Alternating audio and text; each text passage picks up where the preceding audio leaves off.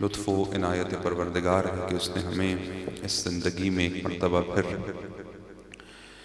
نام نامی و اسم گرامی دختر پیمبر گرامی اسلام مدافع ولایت ام ابیہا حضرت فاطمہ زہرا سلام اللہ تعالی علیہا صلی اللہ علیہ محمد وعلی محمد پر جمع ہونے کی توفیق عطا فرمائی ہے۔ بارگاہ خداوندی میں اس عنایت پر شکر گزار ہیں اور اسی کی بارگاہ سے اس جیسی مزید توفیقات کے طلبگار ہیں۔ قرآن مجید کا فرمانا ہے کہ وَمَا أَدْرَاكَ مَا لَيْلَةُ الْقَدْرِ، تمہیں کیا ادراک، تمہیں کیا پتا کہ لیلۃ القدر کیا ہے۔ کو تھوڑی سی اگر کم کر دیں گے اور بیس بڑھا دیں گے مناسب ہو جائے گا۔ ایک صلوات پھر پڑھ لیجئے محمد وآل محمد صلی اللہ علیہ محمد۔ میرا خیال ہے جتنا وقت آپ کی اور ہماری ملاقات کو ہو گیا ہے، اب آج کا دن شاید مزاج ملانے میں لگے گا، اگلے 2 دن جو ہے پھر ہم آہنگ ہو جائیں گے انشاءاللہ۔ قرآن مجید کا فرمانا ہے کہ تمہیں کیا معلوم لیلۃ القدر کیا ہے؟ اِنَّا أَنزَلْنَاهُ فِي لَيْلَةِ الْقَدْرِ، ہم نے تمہاری ہدایت کا منشور لیلۃ القدر میں نازل کیا، تمہیں جس کے مطابق زندگی بسر کرنی ہے، جو منشور تمہیں دنیا میں بھی کامیاب بنائے گا اور آخرت کی سعادت تک بھی پہنچائے گا، وہ منشور قرآن مجید ہے۔ اور یہ قرآن ہم نے لیلۃ القدر میں اتارا ہے۔ وَمَا أَدْرَاكَ مَا لَيْلَةُ الْقَدْرِ، تمہیں کیا ادراک لیلۃ القدر کیا ہے؟ لیلۃ القدر خیر من الف شہر، کہ تھوڑی سی معرفت ہم کرائے دیتے ہیں کہ لیلۃ القدر 1000 مہینوں سے بہتر رات ہے۔ ایک رات 1000 مہینوں سے بہتر رات ہے۔ امام صادق علیہ السلام فرماتے ہیں کہ جس نے معرفت فاطمہ زہرا سلام اللہ علیہا حاصل کر لی، اس نے لیلۃ القدر کو درک کر لیا۔ لیلۃ القدر منانا اور ہے، لیلۃ القدر میں جاگ لینا اور ہے، سر پہ قرآن رکھ کے بے یا اللہ کر لینا اور ہے، چند حاجات طلب کر لینا اور ہے، یا خدا نخواستہ 100 رکعت نماز سے گھٹنوں کا درد کر لینا اور ہے، اور لیلۃ القدر کو درک کرنا، پا لینا اور ہے۔ کیا راز ہے لیلۃ القدر میں؟ راز یہ ہے کہ خداوند متعال نے قرآن قلب پیمبر پہ اتارا۔ اب ہر سال کیوں لیلۃ القدر منائی جائے؟ اسی لیے کہ قرآن کو صرف قلب پیمبر کے لیے نہیں اتارا، بلکہ قرآن کو ہر قلب مومن کے لیے اتارا ہے خدا نے۔ اب دیکھیے اس وقت ریسرچ کے مطابق سب سے زیادہ چھپنے والی، پرنٹ ہونے والی کتاب قرآن مجید ہے، اور نبی اکرم میدان محشر میں کھڑے ہو کے شکوہ کریں گے کہ خدایا میری امت نے اسی قرآن کو چھوڑ دیا تھا۔ رب ان قوم اتخذوا ھذا القرآن مہجورا، سب سے زیادہ پرنٹ کیا، پھر کیوں نبی شکوہ کر رہے ہیں؟ چونکہ قرآن وہ ہدایت ہے جو کاغذ پہ چھاپنے کے لیے نہیں ہے، دل پہ لکھنے کے لیے ہے۔ اس ہدایت کو صفحہ نفس پہ تحریر کرو، نہ کاغذ کے صفحوں پہ تحریر کرو۔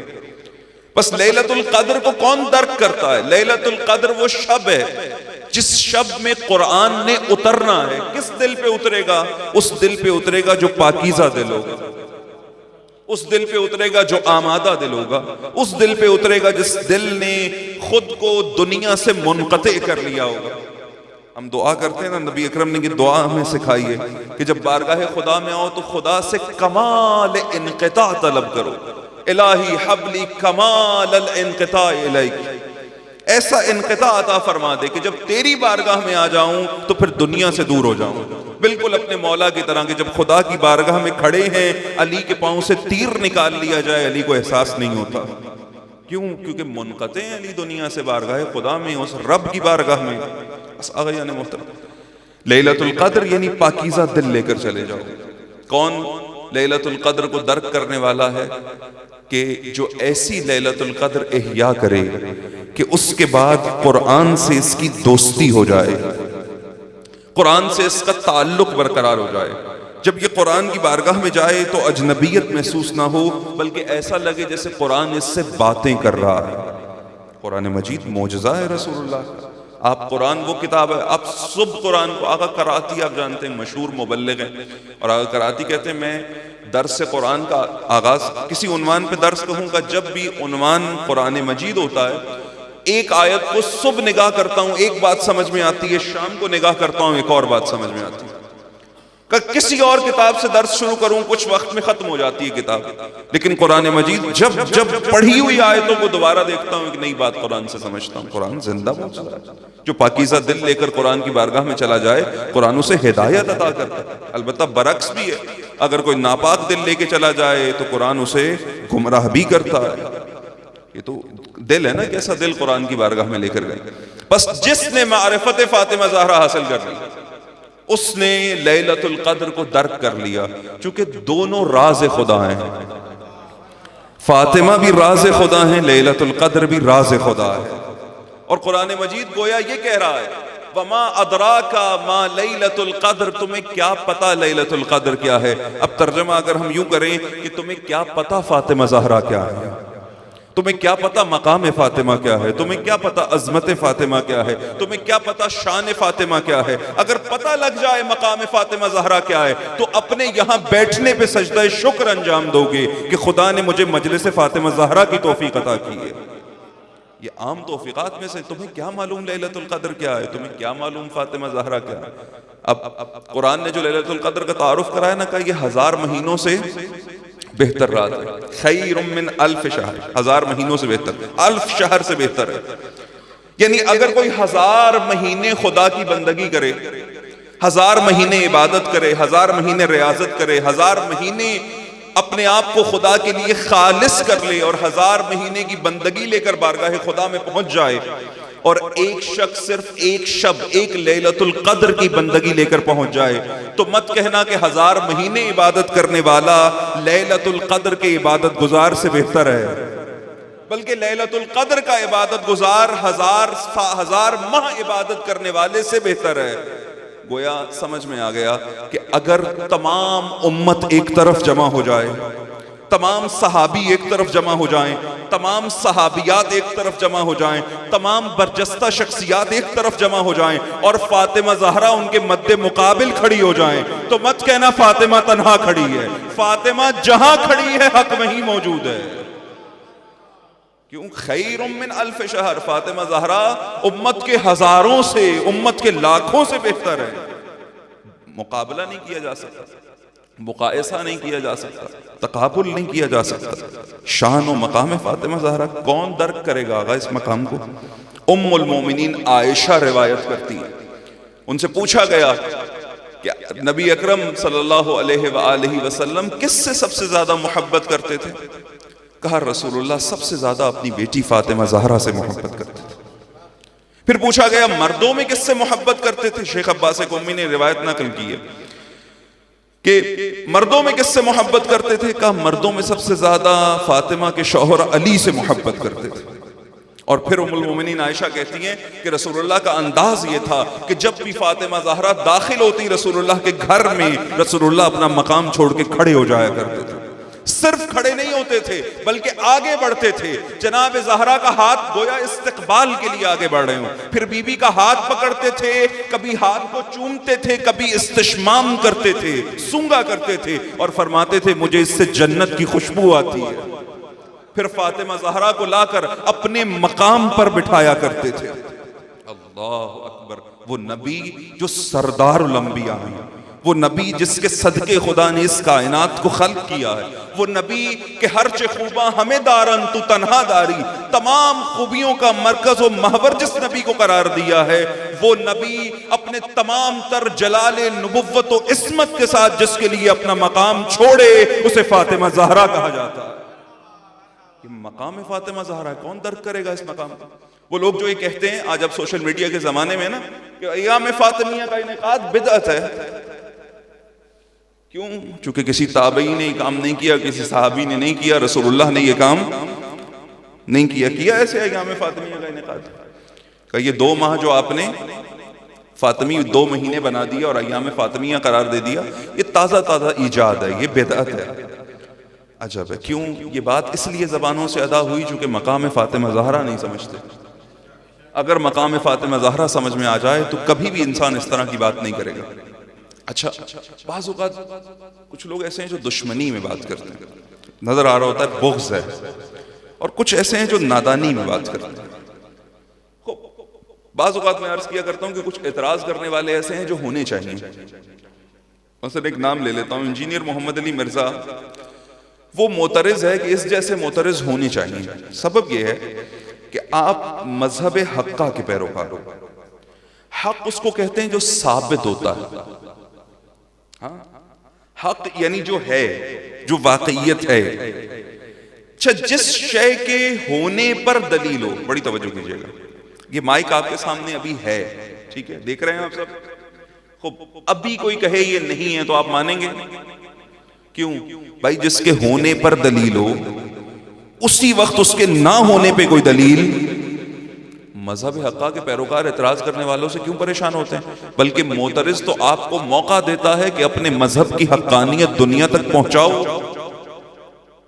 اس سوال اٹھانے والے نے، سوال کرنے والے نے موقع دے دیا کہ اب جواب ایسا دو کہ جو جواب سب کو مطمئن کر دے۔ اگر کل چند افراد آگاہ تھے آپ کی حقانیت سے، آپ کے عقیدے سے اور آپ کے عقیدے کی حقانیت سے، تو آج پوری دنیا آگاہ اور آشنا ہو جائے کہ آپ کا عقیدہ، آپ کی راہ، آپ کا مسلک حق ہے۔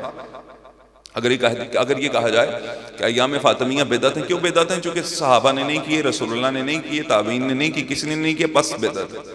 اچھا، تو یہ بتائیے کہ اگر آپ کی انتظامیہ یہ طے کر لے، اور اگر طے کر لے تو کیا کمال ہوگا واقعی، کہ اس ماہ رجب، شعبان اور رمضان آ رہے ہیں نا، ابھی 3 مہینے بندگی کا موسم آ رہا ہے۔ سردیوں میں ویسے بھی عرفا سردیوں کی راتوں کو بڑا پسند کرتے ہیں، لمبی رات ہوتی ہے نا، اطمینان، سکون کا ماحول ہوتا ہے، دیر تک خدا کی بندگی کی جا سکتی ہے۔ اور اسی موسم میں اگر رجب، شعبان اور رمضان کی برکتیں بھی ساتھ شامل ہو جائیں تو نور علی نور ہو جائے۔ اب مثلا آپ طے کریں کہ ماہ رجب، شعبان اور رمضان 3 مہینے ماہ قرآن ہے، تو کوئی اٹھ کر آپ پر اعتراض کرے گا؟ اچھا، کوئی فتویٰ دے گا کہ یہ آپ درست نہیں؟ آپ تشہیر کر دیجئے پورے علاقے میں اپنے کہ ہم 3 مہینے ماہ قرآن کے عنوان سے منا رہے ہیں۔ آپ سے متعصب مفتی، آپ سے متعصب دین کا عالم و پیشوا، کیا کوئی اٹھ کے کہے گا آپ غلط کر رہے ہو، آپ بدعت کر رہے ہو؟ اچھا، اگر یہ 3 مہینے ماہ قرآن کے عنوان سے درس رکھنا بدعت نہیں ہے، کیوں؟ چونکہ یہ کام تو رسول اللہ نے 3 ماہ تو نہیں رسول اللہ نے مختص کیا نا اس ترتیب سے۔ آپ نے ترتیب بنا لی، جی ایک درس ہم صبح کو کریں گے، 3 مہینے ایک شام کو کریں گے۔ آپ کوئی آ کے کہے نہیں یہ طریقہ کار بدعت ہے، کیوں؟ چونکہ رسول اللہ نے تو اس طرح صبح و شام درس قرآن نہیں رکھا۔ یا مثلا فلاں سورہ پہ 3 ماہ، 1 ماہ اس سورہ پہ درس ہوگا۔ اب جو ترتیب آپ بنا رہے ہیں، خود بنا رہے ہیں نا، کوئی آپ کو نہیں کہے گا آپ بدعت کر رہے ہیں، کیوں؟ کیونکہ وہ کہنے والا جس تک آپ کا پیغام پہنچا ہے وہ جانتا ہے کہ قرآن ہدایت ہے، اور جب ہدایت کو سمجھنے کی محفل منعقد کی جائے گی، وہ محفل باعث اجر و ثواب ہوگی، بدعت نہیں ہوگی، کیونکہ قرآن ہدایت ہے نا، اور ہدایت کو سمجھنا، اور خدا نے ہدایت بھی رکھی تہ اندر تہ، یعنی سب کچھ سطح پہ نہیں رکھ دیا کہ جتنی ہمت کرو گے، جتنا غوطہ زن ہوتے چلے جاؤ گے، اتنی ہدایت تمہیں عطا کرتا چلا جاؤں گا۔ بات پہنچ رہی ہے نا؟ اچھا، اسی طرح سے سیرت النبی کی کانفرنسز بھی ہوتی ہیں ہمارے۔ بتائیے کیا صحابہ بھی اسی طرح سے سیرت النبی کی کانفرنسز کیا کرتے؟ ویسے جیسے ہمارے ہاں ہوتی ہیں ایسے تو بالکل نہیں کیا کرتے ہوں گے، کیونکہ ہمارے ہاں تو جو ہوتی ہیں ان میں سیرت نبی کے علاوہ سب کچھ ہوتا ہے۔ اکثر کانفرنس سیرت نبی کے عنوان سے ہوتی ہے، لیکن سیرت النبی کے علاوہ سب کچھ ہوتا ہے اس کے اندر۔ اس عنوان سے اگر کوئی کانفرنس منعقد کرے تو کوئی کہتا ہے اس نے بدعت کی ہے؟ نہیں کہتے۔ ہاں، جلوس نکالنے پہ کہتے ہیں، کانفرنس پہ نہیں کہتے۔ کیوں؟ چونکہ قرآن نے کہا ہے لَقَدْ كَانَ لَكُمْ فِي رَسُولِ اللَّهِ أُسْوَةٌ حَسَنَةٌ، کہ ذات نبی میں تمہارے لیے اسوہ حسنہ ہے۔ اگر ہم اسوہ حسنہ کو سمجھنے کے لیے کسی محفل کا انعقاد کریں تو وہ اجر و ثواب کا سبب ہوتی ہے، بدعت نہیں ہوتی۔ اگر تم سیرت رسول اللہ سمجھنے نکلو گے، نبی فرماتے میری سیرت کو سمجھ نہیں سکتے جب تک کردار فاطمہ نہ سمجھ لو، کیونکہ فاطمہ تو بضعۃ منی، فاطمہ میرا حصہ ہے۔ ایسے سمجھو کہ سیرت النبی کو بغیر سیرت فاطمہ زہرا درک کیا. خداوند متعال نے ہدایت کو دو حصوں میں نازل فرمایا. ایک لکھی ہوئی ہدایت بھیجی قرآن مجید کی صورت میں، اور ایک عملی ہدایت بھیجی. جس طرح لکھی ہوئی ہدایت کی معرفت کی محفل خدا کی جانب سے ثواب حاصل کرنے اور رضائے خدا کا سبب ہے، اسی طرح سے عملی ہدایت یعنی محمد و آل محمد کے عنوان سے منعقدہ مجالس و محافل باعث رحمت خدا ہیں، نہ کہ بدعت ہے. البتہ ان محفلوں میں بیٹھ کے ہمیں رسم ادا نہیں کرنی ہے. ہم اس لیے نہیں بیٹھے آئیں گے، جمع ہوں گے، چند باتیں کریں گے اور چلے جائیں گے، بلکہ اس لیے بیٹھے ہیں کہ جو آئیں جیسے آئے ہیں نا اپنے کو منقلب کر کے چلے جائیں گے. آئے کچھ اور ہیں، جائیں گے کچھ اور بن کے. کیوں؟ جو کہ مقام و عظمت جناب زہرا اس قدر بلند ہے کہ اگر کوئی متصل ہو جائے فاطمہ زہرا سے، اگر آپ تجربہ کر لیجئے، آج شب جمعہ بھی ہے نا، بی بی کا واسطہ دیجئے، خدا سے کچھ طلب کیجئے جو آپ کو چاہیے، تکا نہ ماریے گا، یقین کے ساتھ طلب کیجئے گا، شک کے ساتھ نہ مانگیے گا، خدا آپ کو عطا کرتا ہے. اگر فاطمہ زہرا کے نام پہ کوئی چھوٹی سی شے میں ضرورت اپنی طلب کروں ملتی ہے، تو اگر بی بی کے نام پہ بلند کردار طلب کروں گا تو نہیں ملے گا، خدا نہیں عطا کرے گا مجھے، یقیناً مجھے عطا فرمائے گا. بس ایام فاطمیہ حصول معرفت جناب سیدہ کا بہترین موقع ہے، بہترین ذریعہ ہے. ان دنوں میں کردار فاطمہ زہرا کی تبلیغ، اس کردار کی تشریح، دنیا کو ان کی حقیقتیں پہنچانا، چونکہ فاطمہ واقعاً راز خدا.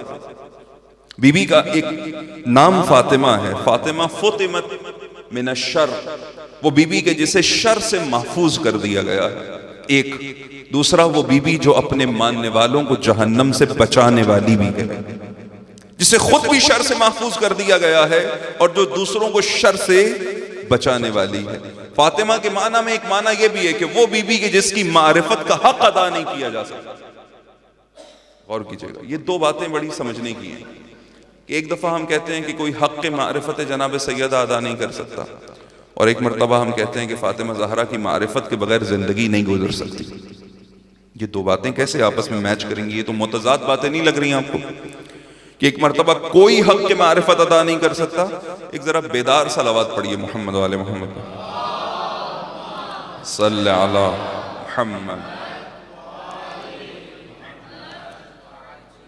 اس سے بہتر انداز سے صلوات پڑھ لیجیے.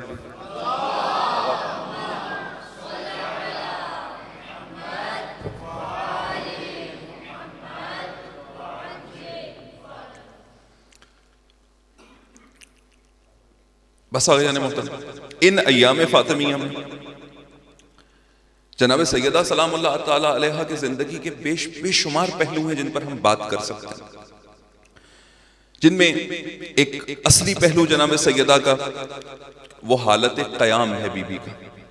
ایک پہلو وہ قیام کا ہے جو جناب سیدہ نے اپنے گھر میں انجام دیا ہے، اور ایک پہلو وہ قیام ہے جو جناب سیدہ نے گھر سے باہر انجام دیا. اب جب ہم کہتے ہیں نا معرفت جناب سیدہ، اس کا مطلب کیا ہے؟ عرفاء نے، وہ عقلیں کہ جنہوں نے اس میدان میں زحمت کی ہے، کوشش کی ہے، محنت کی ہے، وہ یہ کہتے ہیں کہ کمال معرفت سیدہ یہ ہے کہ انسان اس بات کا اعتراف کر لے کہ میں فاطمہ زہرا کی معرفت حاصل نہیں کر سکتا. یہ کمال معرفت ہے. اچھا، اب اگر یہ کمال معرفت ہے تو پھر ہم کیوں بیٹھے ہیں؟ جب جو کام ہو ہی نہیں سکتا وہ کرنے کیوں بیٹھے ہیں؟ دیکھیے، ائمہ اہل بیت علیہ السلام کی زندگی میں دو چیزیں ہیں. ایک اہل بیت کا مقام ہے اور ایک آپ کا کردار ہے. جب ہم کہتے ہیں نا تو کو جا من کو جا، جب ہم کہتے ہیں نا کہ ان کے مقام کو سمجھنا ہمارے بس میں نہیں ہے، تو وہ ہم مقام کے اعتبار سے بات کر رہے ہوتے ہیں. یعنی عظمت، شان، منزلت اس قدر بلند ہے کہ ہماری عقل اس تک پہنچ نہیں سکتی. لیکن اسی کے ساتھ ان بلند ہستیوں کا ایک کردار ہے، زندگی ہے جو انہوں نے عام لوگوں کے درمیان گزاری. اب جب ہم کہتے ہیں معرفت ممکن نہیں ہے، کسی کو جناب سیدہ کی زندگی کا کوئی واقعہ پیش کیجئے، آپ کی سیرت پیش کیجئے، تو وہ سن کے کہتا ہے واہ بہت اچھی بات ہے. بھئی عملی زندگی میں اپناؤ اسے، کہتا نہیں اپنا نہیں سکتا، چونکہ وہ تو فاطمہ زہرا ہے، میں تھوڑی اپنا سکتا ہوں ان کی سیرت کو.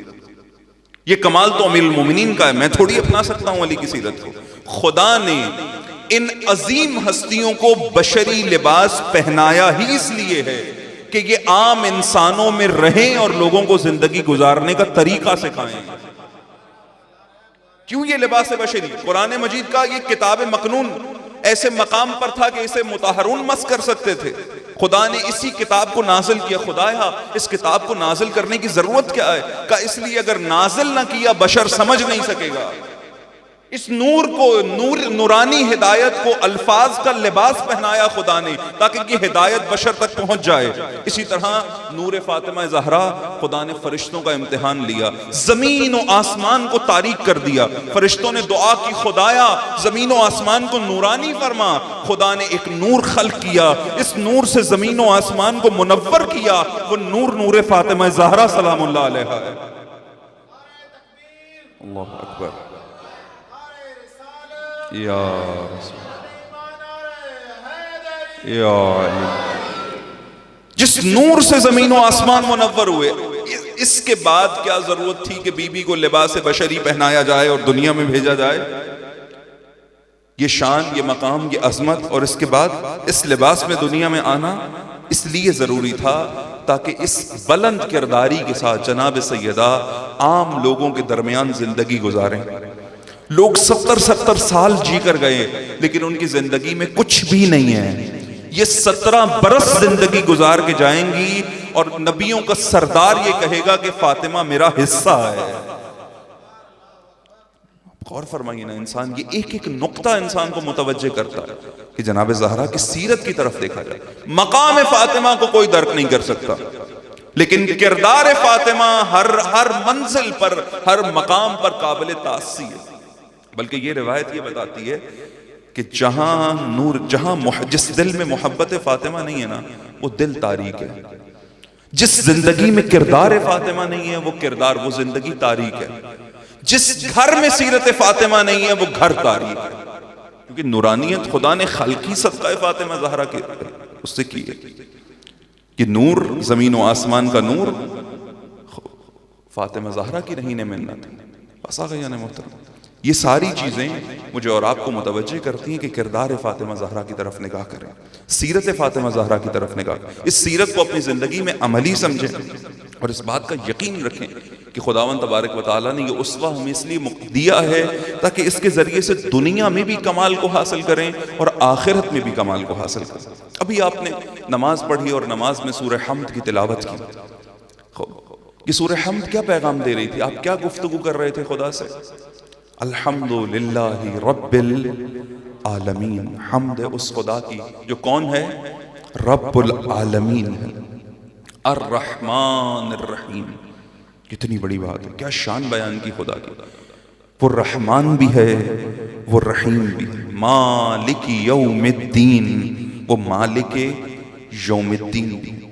اس اظہار کے بعد آپ نے اب پروردگار کے سامنے محبت کا اظہار کیا، عقیدت کا اظہار کیا اور خدا سے ایک عہد کیا کہ ایاک نعبد و ایاک نستعین، کہ جب تو مالک یوم الدین ہے، تو رحمان الرحیم ہے، تو پھر میرا سب کچھ تیرا ہے۔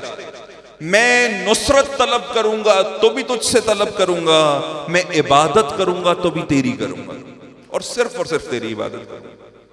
اس کے بعد دعا کی، اہدنا الصراط المستقیم، اے پروردگار مجھے صراط مستقیم پر قائم فرما۔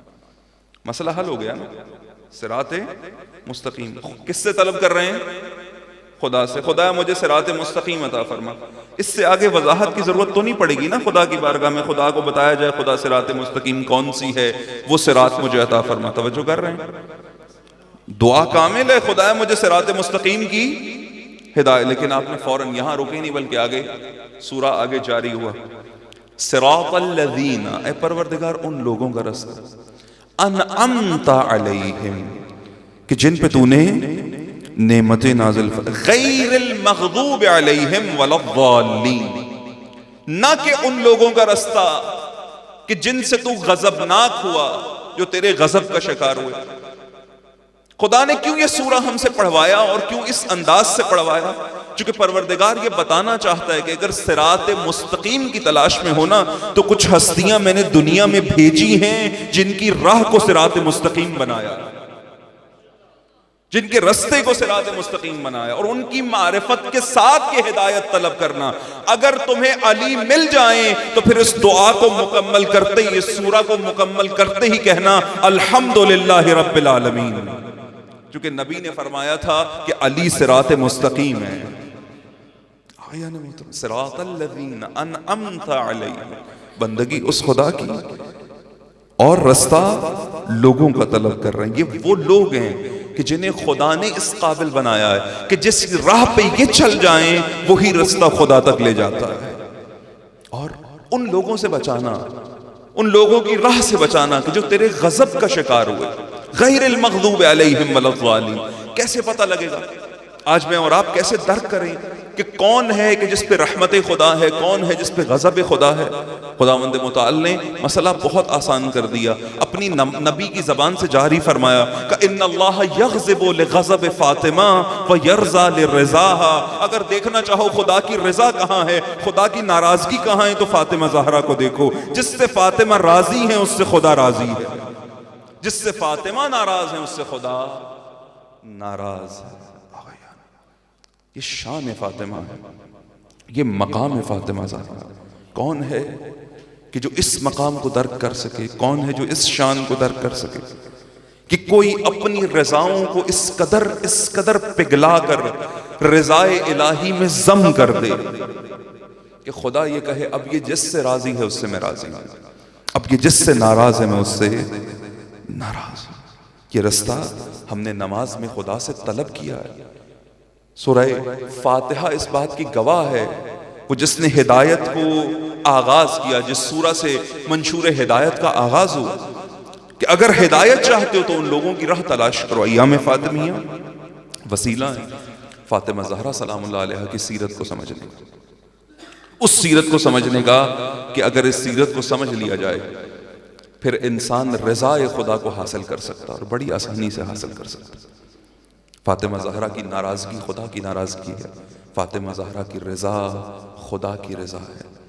بار بار نبی یہ کہتے رہے کہ فاطمہ کی ناراضگی خدا کی ناراضگی، چونکہ نبی جانتے تھے کہ میرے جانے کے بعد کچھ ایسا ہوگا کہ جس کے بعد کرنے والے قیامت تک شرمندہ رہیں گے، اور جب تک یہ سنا جائے گا ہر آنکھ روتی رہے گی۔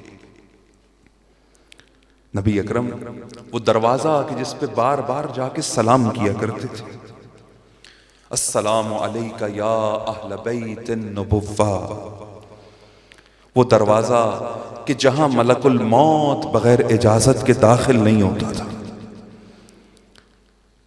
نبی کی آنکھ بند ہوئی اور فاطمہ زہرا پر قیامتیں ٹوٹی، ایسی ایسی قیامتیں ٹوٹی کہ علی جیسا آزاد مرد، علی تلاش کیا کرتے تھے کب موقع ملے میں اپنے دل کا درد بیان کروں، چونکہ علی سے زیادہ غمزدہ کوئی نہیں تھا۔ فاطمہ زہرا کی ایک ایک سانس قیامت بن گئی تھی۔ علی نے آنکھوں سے دیکھا کہ فاطمہ گھٹ گھٹ کے مر گئی ہے۔ نبی نے ازدواج کے وقت فاطمہ کا ہاتھ، سیدہ کا ہاتھ علی کے ہاتھ میں دیا کہ علی خیال رکھنا فاطمہ میری بیٹی نہیں اللہ کی امانت ہے، علی خیال رکھنا فاطمہ زہرا کا۔ علی خیال رکھتے رہے جس حد تک ممکن تھا۔ ادھر نبی کی آنکھ بند ہوئی اور ادھر سیدہ پہ قیامتیں گزر گئی۔ جہاں موقع ملتا آقا امیر المومنین کو، آج بس چند اشارے سن لیجئے اور زحمت تمام کر رہا ہوں، اگلے 2 دنوں میں تفصیلی مصائب عرض کروں گا بی بی کا۔ علی علیہ السلام مسجد میں داخل ہوئے، دیکھا کچھ لوگ رو رہے ہیں، پوچھا کیوں روتے ہو؟ بتایا سب نے، کسی نے بتایا میرا مال لٹ گیا، کسی نے بتایا میرا کوئی عزیز دنیا سے چلا گیا، کسی نے بتایا کوئی دوست چھوڑ گیا۔ علی نے سب کی باتیں سنی اور سننے کے بعد کہا یہ تو مردوں کے رونے کے درد نہیں ہیں۔ کہ اے علی پھر بتائیے کہ مردوں کے رونے کا درد کیا ہے؟ کہ مردوں کے رونے کا درد یہ ہے کہ شوہر فاتح خیبر و خندق ہو، اس کے گھر میں کچھ ظالم گھسیں، اس کی زوجہ کے پہلو پہ در گرایا جائے، اس کی نظروں کے سامنے اس کی زوجہ کو تماچے مارے جائیں، اس کی زوجہ کو تازیانے مارے جائیں اور وہ کچھ نہ کر سکے۔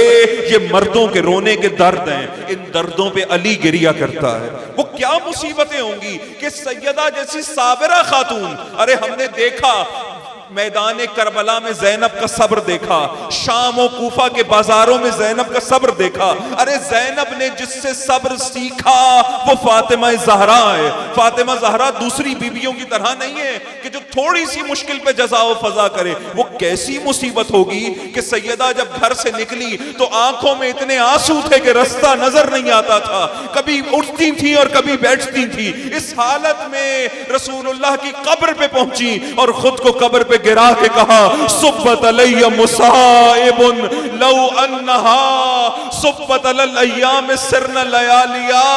بابا جان آپ کے بعد اتنی مصیبتیں ٹوٹی، روشن دنوں پہ پڑتی سیاہ راتوں میں بدل جاتے۔